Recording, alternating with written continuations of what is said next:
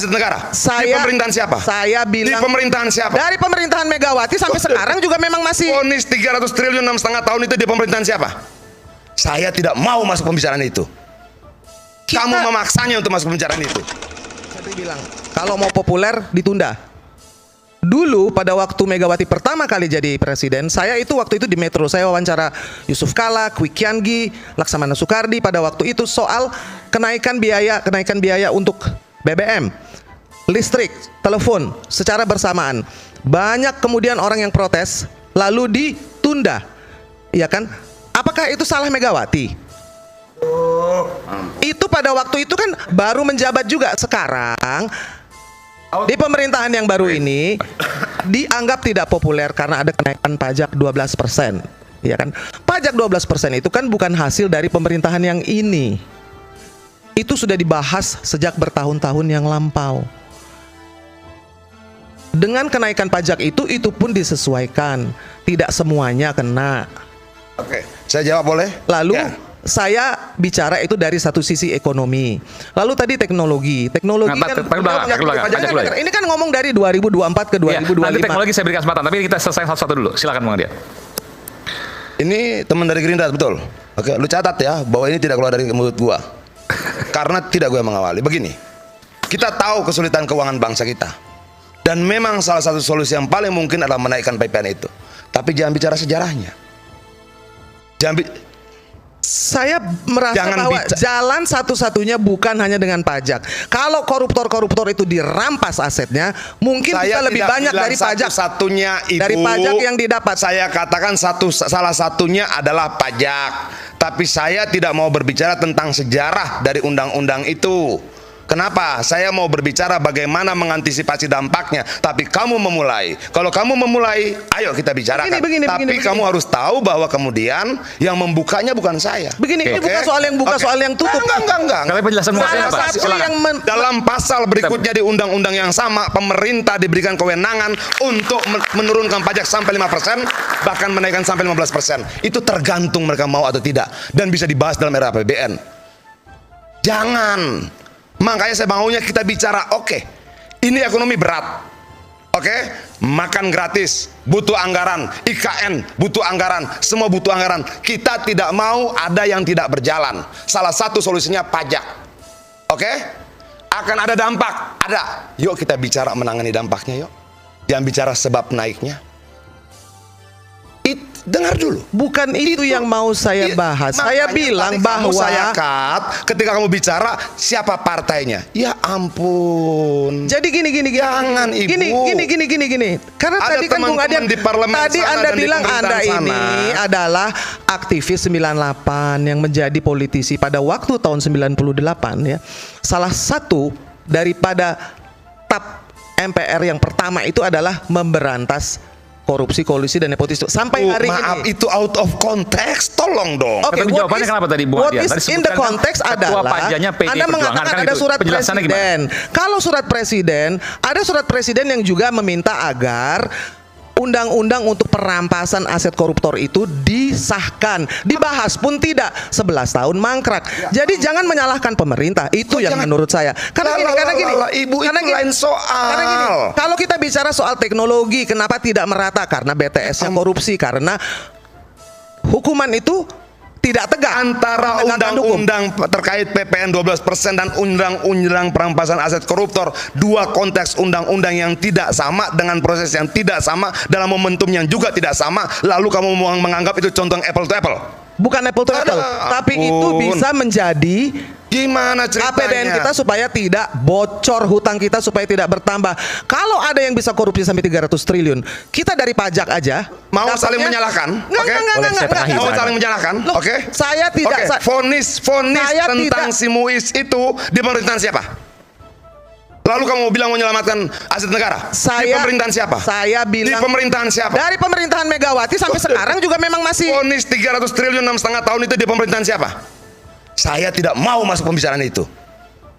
Kamu memaksanya untuk masuk pembicaraan itu. Kita bicara soal. Saya boleh jadi angin untuk menengah. Saya mau bicara dampak ekonomi yang harus kita lewati sama-sama. Caranya bagaimana? Apa yang membuat Anda berpikir politik Apa yang membuat Anda berpikir Jangan bahwa bicara korupsi tidak sejarahnya. berpengaruh terhadap ekonomi kita? Bang Eman, izinkan saya menjadi angin sejuk. Ini ada dua tokoh-tokoh senior saya, ada Inang, ada Bang Adian, yang kedua-duanya sangat saya hormati.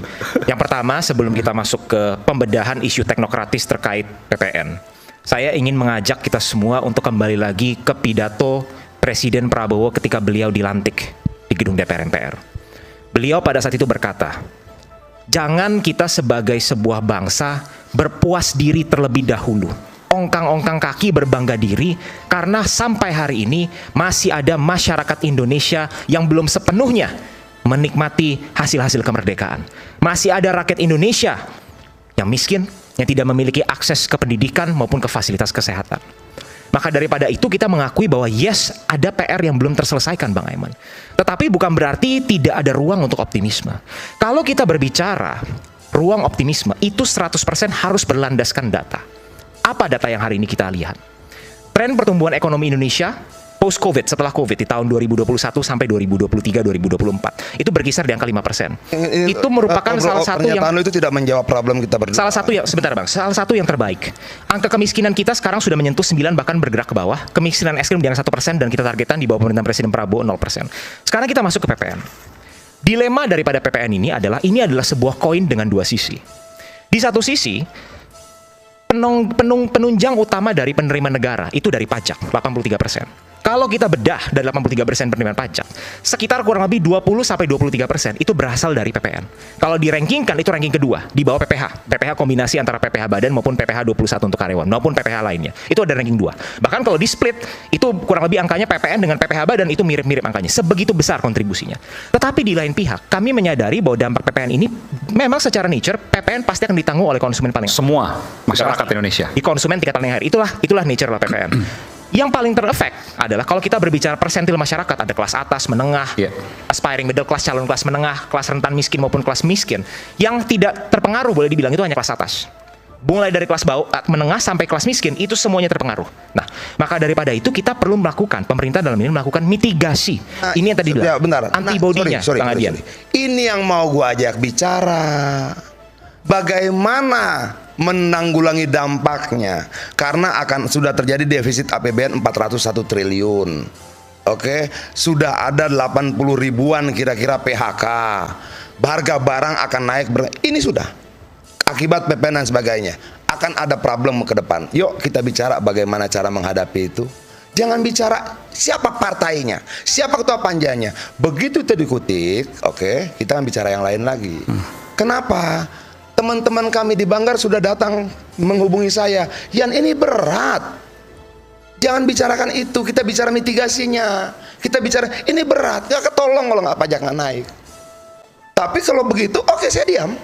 Ayo kita cari ayo kita duduk sama-sama berpikir bagaimana menghadapi problem-problem ke depan, mitigasi dari kemiskinan dan dampak-dampak kenaikan pajak segala macam. Saya setuju. Tapi jangan dibuka lagi ketua panjanya siapa. Jangan dibuka lagi pemenang pemilunya siapa. Jangan dibuka, jangan. Kalau saya sudah diam, jangan dikutik-kutik. Karena saya juga ngerti persoalannya. Itu loh. Nah, saya lebih setuju yang dibilang dia tadi. Ayo kita bicara mitigasinya. Salah satu tawaran saya, antibodi kita harus kuat. Tawaran saya, ketegangan politiknya diturunkan. Tawaran saya, stabilitas politiknya ditingkatkan. Kenapa? Saya balik ke 96, 97, 98. Bukan membuka sejarah. Waktu krisis di Thailand dulu, sepele. Tapi jadi badai ke tubuh kita karena antibodi kita nggak kuat. Semua kembali ke mindset, Mas. Iya. Jadi artinya gini, kalau jejak digital yang disebutkan, Pak Prabowo juga punya jejak digital yang bagus ya. Artinya gini, ayo kita selain pajak, kejar koruptor, ya kan gitu. Beliau kan bilang, kejar koruptor sampai ke Antartika. Nggak usah jauh-jauh ke Antartika. Ya, koruptornya ada di antar kita kok gitu. Iya, ada di antara itu.